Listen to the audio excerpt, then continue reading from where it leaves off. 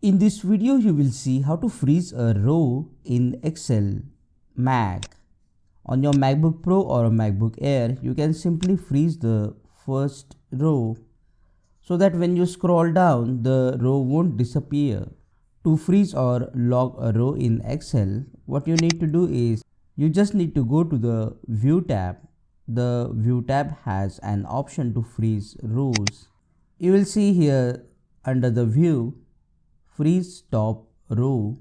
That means the first row will be frozen. So if we click on the freeze top row, you will see a thin line is now appearing, which means this row has been frozen. So if we scroll down, you will notice that the first row is frozen and it doesn't move while other rows are moving. If you want to unfreeze this first row, then just click on this option Unfreeze Panes and the top row will be now unfrozen.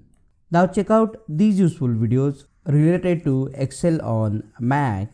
Click on that like button, comment below and let me know if this video solved your problem. And don't forget to subscribe and press the bell icon.